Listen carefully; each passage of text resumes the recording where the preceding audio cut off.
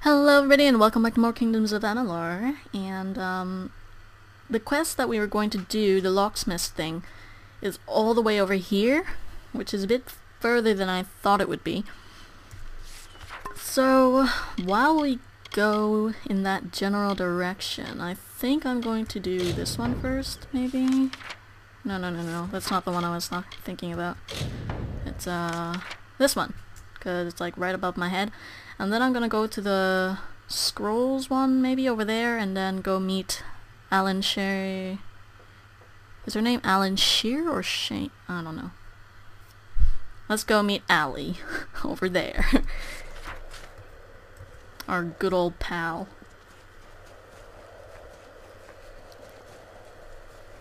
Still bothers me that she knew me before I died, but I can't ask her about it, and whatever. Oh, how's my inventory? Oh, not good.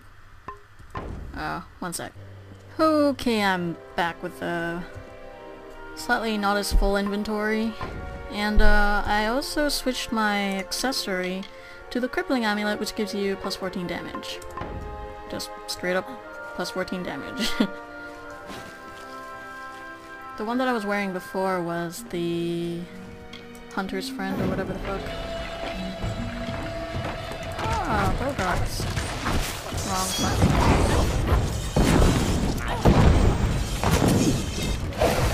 Oh, and a threat. I didn't even notice it.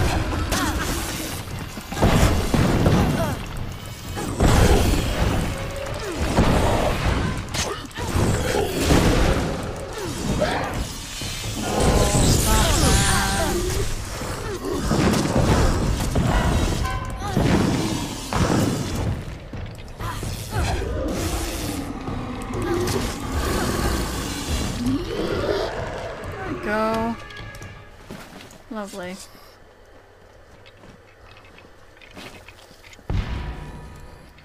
Let's go.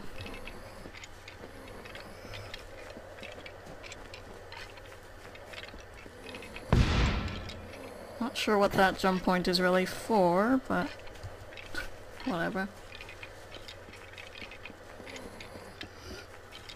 What are you? Ugly thing. Rock troll? Mountain troll. Whatever. You're still a troll. Whoa! Stop that.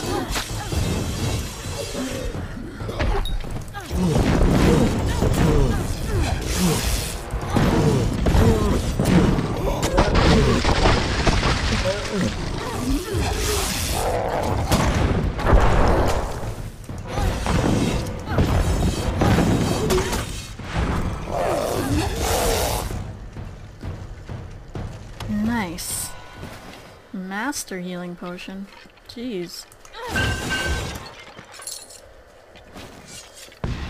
Oh. That's not very nice.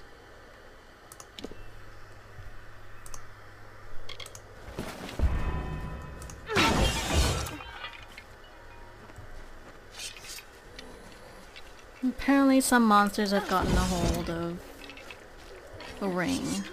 Somehow.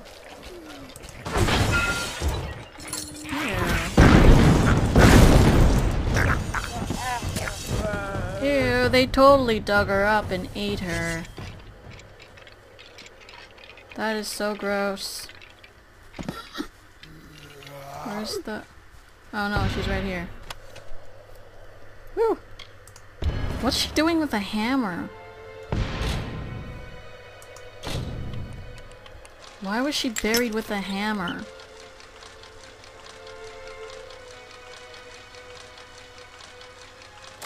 Oh, and honey, one last thing. Make sure I have a good sturdy fucking hammer by my side when I'm dead. Yes, honey. Oh, what girl does that? Instead of going back to Helmgard right now, I'm gonna just go... I don't even know how to go there from here. Oh, I need to go back. Ah, Barghest? An arcane Barghest. Oh, God.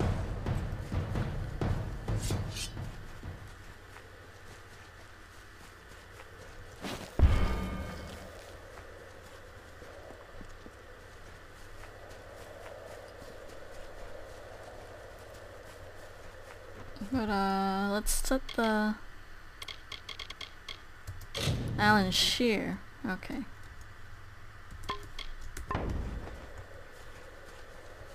Is that a person? Hello. There's a refugee camp here? Why is there so many theme shrines around? New comb. Oh my... Ugh. Welcome. I know our little camp doesn't look like much, but it's home.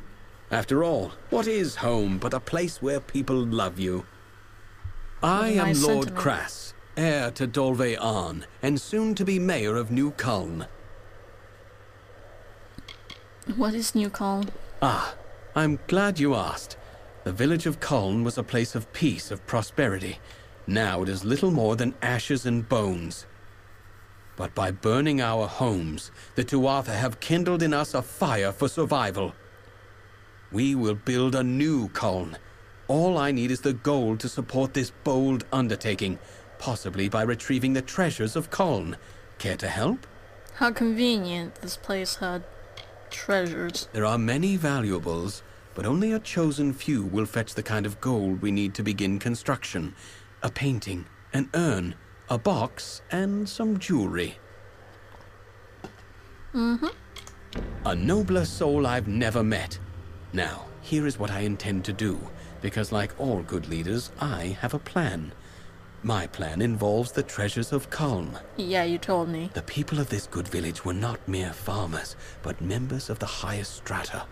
Their collection of valuables was truly second to none.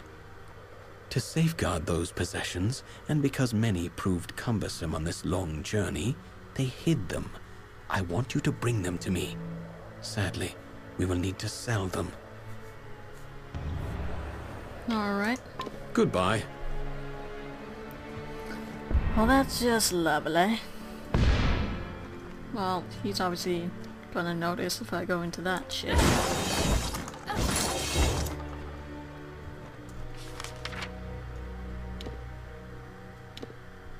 Okay.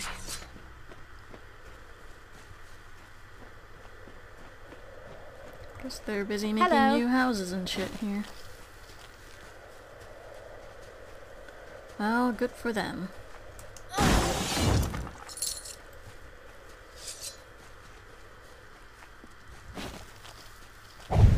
Whoa. Time to...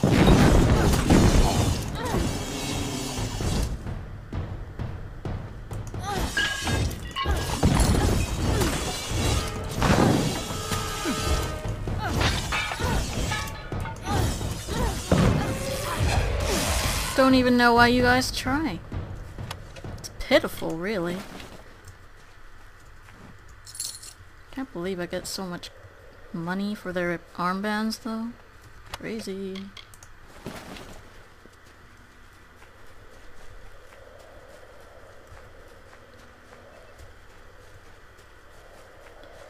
Okay, which way am I going? I don't think it really matters. But just in case, I'm gonna take the top path.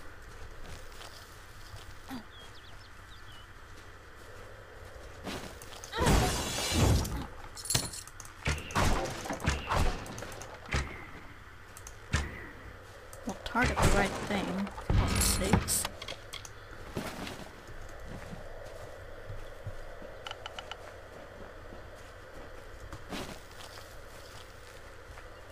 The fuck are these guys?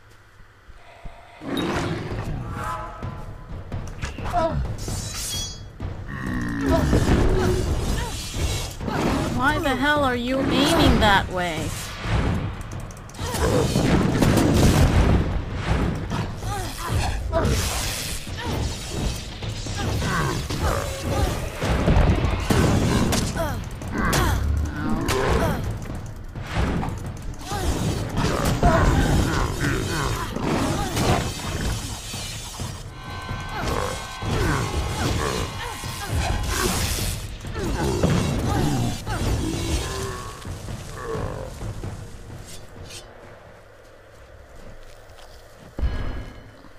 I've said this so many times now, but aiming in this game sometimes is just a bit irksome.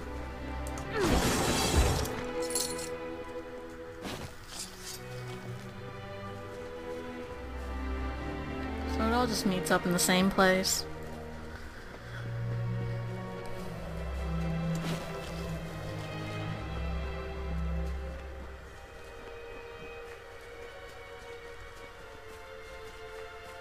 Alright. What are you people?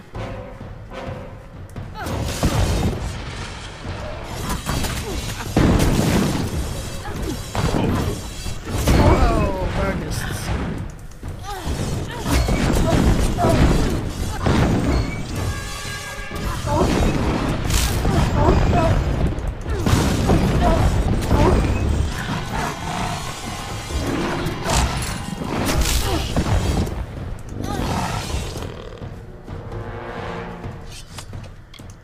Wow, that was a lot of them.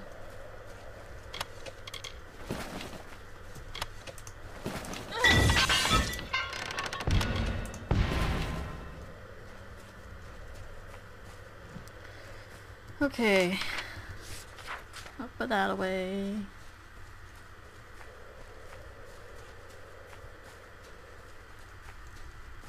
Why are there just random chests sitting around?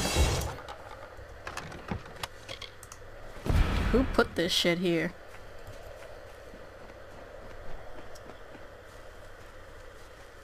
Oh, why hello there. I feel like fucking Superwoman or something. What is it now? I've told you before and I'll tell you again. We will leave when there is someplace else for us to go. The fuck Tell are you your talking friends about? in Emer that as long as the Tuatha burn our homes, we'll keep searching for a place to settle. What? I saw them with my own eyes, and I know Tuatha killed my fair share in the war. I am Elrod Edmund, leader of this pathetic band of ragmen. We come from the farms of the Twili coast. Go there now, and you will find only ruin. The Tuatha raiding parties terrorized us where we were safest. At home. There are spies among us, my friend, and they must be rooted out. Will you help me? Sure, what do you have in mind? Kill them. What else? Oh. I would do it myself, but I must lead my people. They have no hope left to speak of. My strength is all they have. Okay. Fine. Then we shall be discreet. There are 3 whom I suspect of scouting for the Tuatha. They are paid in gold. There is no record of their actions. Onrad Amphast is posing as a military recruiter, while Froma and Nag are both residents of our camps in the plain. Be careful. Consider all of them well connected. Be swift. Be merciless. Wait. I'm supposed to just take you at your word that these people are spies and, just go kill them? I was raised in Coln and spent my summers fishing the Twili coast. And when the war came, I threw my lot in with General Talera. May she forgive herself. Okay. Good luck.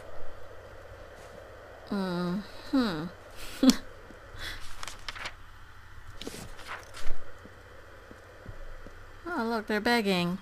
The Forsaken Plain has its name for a reason. We have marked. Alright. Be careful. Let's go meet Ali. Oh,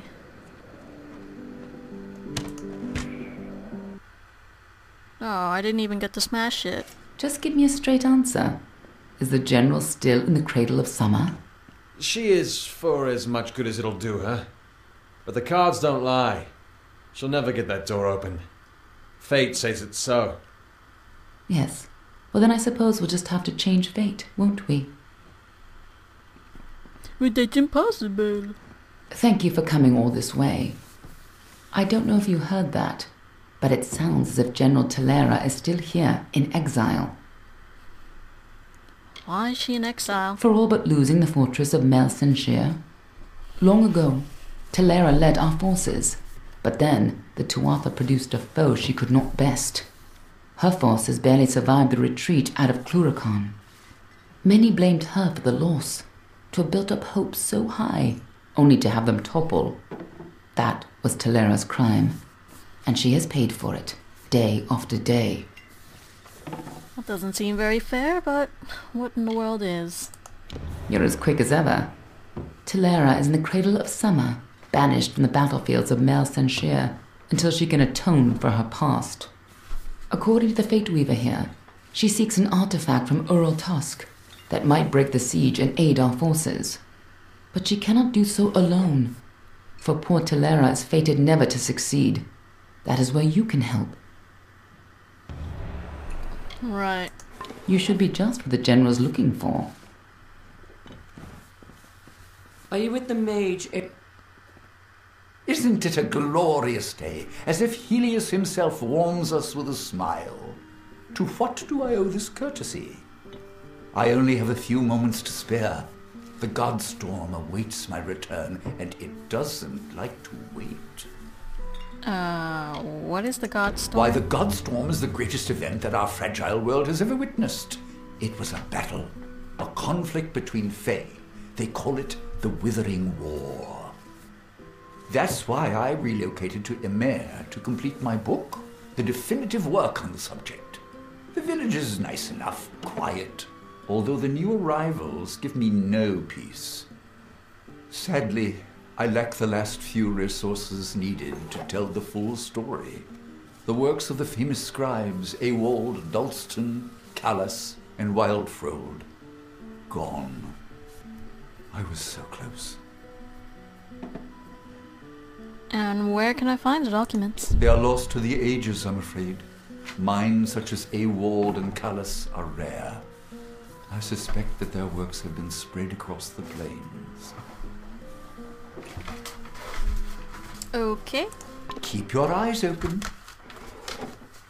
Certainly will. I don't want to Please, talk to him. make yourself comfortable. We don't see too many travelers in Emer these days. Not with that forest of tents growing out front. Relax and partake of what our small hamlet has to offer. Right. Oh, what's that? Poison resistance? No thanks.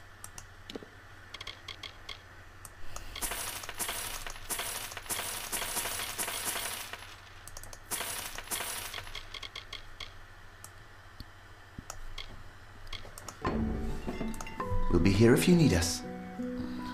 I'll talk to this guy. You resemble someone of authority. Two rogues, likely freemen, have stolen a precious item from me. Pay attention! And to think my taxes pay your salary. What? The fuck is wrong with this guy? There were two of them. I don't have a swarthy salary, brutes, really. hairy, filthy. A shudder at the thought. The beasts ransacked my antiquities collection and stole several notable items. I am a gentleman, and if you can recover my amulet, I will make it worth your time and effort. I glimpsed them leaving through the back window as they made for the woods. Great, what's in it for me? Name your price. Well, perhaps that's not accurate, but you will win my favor. And they don't call me the richest man in Gorehart for my charming personality. Oh, you're from Gorehart? Cool. Excellent. I will stay here, secure, and wait for your return. I am W. Mundus, owner of Oddities and Curios by W. Mundus. I have lived in our village for nearly 1 year. I detest it. And don't get me started on the Alpha. Oh my. This village was once a bustling crossroads for traders and dealers in the arcane. However, in recent years, it has become a barren outpost for the ignorant. How come? Disgusting, sweaty, pathetic things. Do not misunderstand me. I have sympathy for the wretched, but only if they're far from my doorstep. Wow. It was an impressive gem sold to me on the road to Haxi. Quite the curio. It is called the Eye of Aman, a magical token shaped by the Fae Aman the Clever. I've yet to research it thoroughly, but it is certainly valuable. One must keep an eye on every possession since the freemen began to terrorize the plain. Some dare to enter the village even with the militia outside. Okay. Goodbye. What a fucking asswipe. Welcome to a mare. Thanks. The little Bogart shields on the wall. That's cute. Hello there. It's about time. Someone new. I was beginning to think I'd turned to dust here at this counter alone, uninteresting and not having spoken to another soul in days. Han likes to keep me up here because down there I fill his ears with talk. Like that's a bad thing. This village is a graveyard sometimes. Talk would do it some good. Molly Janik at your service. I teach alchemy. What can be taught, that is. Most of it is a gift. Either you have it or you don't. I don't think... Yeah, that's what I thought. I'll wait for you. What? Why would you wait for me? What a strange woman. On alchemy. I can just read it without trouble, right? Fundamentals of Alchemy by Red Tombrun? Forward. It is with a certain solemnity and starkness of spirit in which I undertake this endeavor. That is, the extrapolation and the explanation of the fundamentals of alchemy.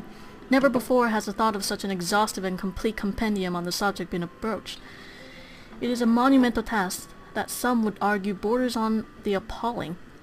To simply summarize the project laid out before us is an effort in and of itself, much less catalogue the entirety of alchemy. It is my sincere hope that with a rigorous and careful method I may avoid the treacherous pitfalls of so many other scholars attempting to adequately canvass the subject. I hope to represent with a certainty and clarity heretofore unseen the fundamental aspects of the field, but without sacrificing the elaborate discourse that is essential to so complex a subject. This guide will serve as not only an introduction to alchemical research, but a source of reference for all major procedures.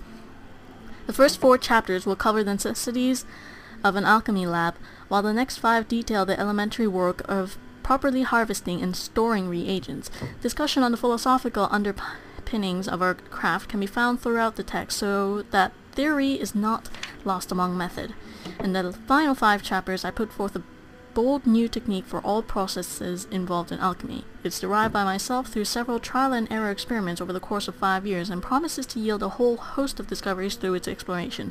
I highly recommend reading the final sections as you progress throughout the first 2 sections of the book. As always, I am deeply indebted to Scholia Arcana and its members, especially my mentor and the font of all wisdom, Professor and Savant Shuck. Without them, none of this research would be possible. The libraries in Odessa also proved to be an invaluable source of information. Finally, I would like to thank my patient and loving partner for being in the Athenor to my centrifuge. Okay. More reading. Oh, the princess. The Princess and the Grain Cook. Once upon a time there lived a beautiful princess who was betrothed to a man from a distant land. Her evil stepmother had put a wicked spell on her father and forced him to give away his daughter's hand, for her stepmother only desired the fortune the family would gain from the wedding, but our princess desired the attention of another man. The man the princess's heart belonged to was but the local grain cook, a man of simple upbringing who wooed the princess during her daily trips to the local market. He was entranced by her beauty from the first time they met. Both the princess and the lowly grain cook knew their stations would preclude any thought of marriage, so they kept their love a secret. They promised each other that no matter what happened, they would always love and trust each other. But a year before the wedding, the evil stepmother discovered the lovers and locked the princess away. Furious, the grain cook stormed the castle and confronted the stepmother. Knowing he had to be cordial, he pleaded with her to let him see his imprisoned love. After hours of listening to the pleas of the depressed grain cook, the stepmother agreed to allow them to meet. Under guarded watch, the beautiful princess and upset grain cook were allowed to see each other one last time. At 20 paces, allowed neither to touch nor speak, they could only stare into each other's eyes, wishing there was something they could do. The grain cook was permitted to give the princess a bowl of his sumptuous food in exchange for agreeing to never come again. The princess began to starve herself, refusing all food unless it was cooked grain, like the kind her lover left. Knowing the wedding fortune would be lost if the princess were to die, the stepmother begrudgingly agreed to the demands. To infuriate the grain cook more, the stepmother decided that she herself would pick up the grains and deliver them to the princess.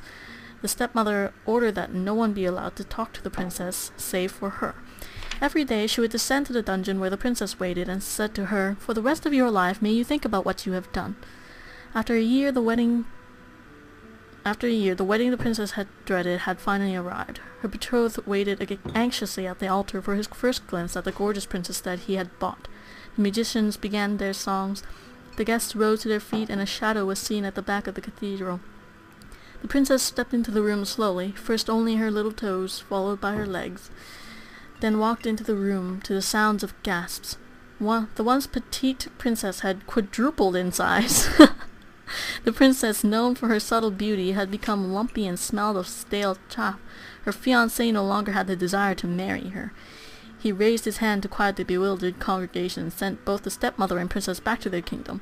The stepmother, furious that the princess had ruined the marriage, ordered all fields of grain to be burned and all stockpiled grain to be sold, regardless of cost. Her heart swollen with the loss of such wealth, the stepmother began calculating new ways to earn her vaunted fortune. She eventually decreed that whomever could pay the price of 1,000 gold bars could not only have the princess as his wife, but could have their family's rank lifted to the level of royalty. With word of the princess's loss of beauty, there was only one suitor that requested her hand, but he has sent a courier to deliver the news. He requests that neither the queen nor the bride must see him before the wedding. 100 gold bars were to be delivered daily to the castle until the day of their marriage. A carriage arrived, carrying the suitor the morning of the wedding, and from it a familiar-looking man emerged. It was the grain cook. No shit. Due to the sudden loss of the grain field, grain has skyrocketed to be worth its weight in gold, and no one has more grain than a grain cooker. "Do you still love me?" asked the princess, "even with my misshapen figure?" "Of course," replied the savvy grain cook. The princess, ecstatic to see her true love once more, tore the bottom of her dress, outpoured a mixture of old cooked grain and crumpled messages of longing the cook had hidden in each bag of grain sent to the princess. She was once again as beautiful as the day they had first met. As they embraced for the first time in years, her father realized the error of his ways. The sight of seeing his daughter truly happy had released him from the torturous spell. The angered king ordered the stepmother to be sent to the guillotine. Really? Wow. As they dragged her away, the princess looked at her and said, "For the rest of your life, may you think about what you have done." That day, the lovers were married and lived happily ever after. The end. What the fuck? For the rest of your life, may you think about what you have done. Yeah, for like next 5 minutes? Before she's sent to the guillotine to have her head cut off? Whoa. Jeez. Harsh king. Oh my god, there's more shit to read.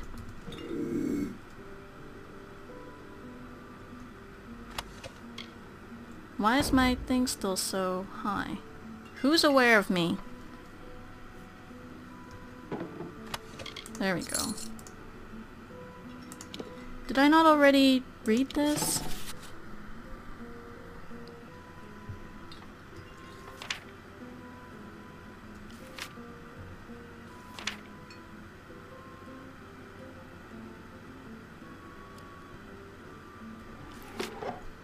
Okay. No, I read on the aging of Fae, not the death of Fae. Alright.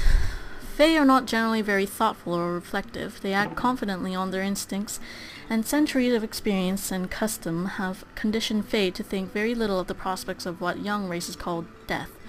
The current age has brought with it increasing irregularities in regeneration, likely with the growth in mortal magic.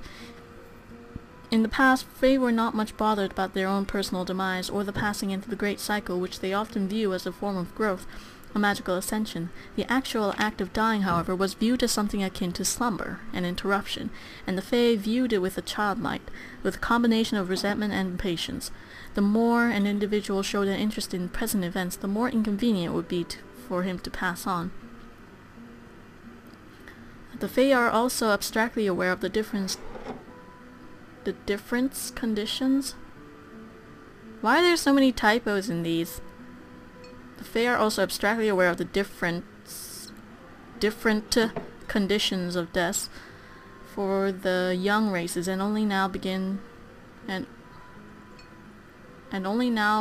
to appreciate. Okay, yeah, that makes sense. The universal fear of mortality that eludes them. Unfortunately, empathy is not one of the race's many strengths. However, with rebirths becoming more and more unreliable, the Fae have acquired an almost human apprehension towards danger, sensing what has been known to mortals for many centuries, that life is precious and that extinction is a threat faced by every creature of nature. Wow. Alright, that was a shit ton of reading, and my mouth is like all dry, so I'll cut the video off and I'll see you guys next time.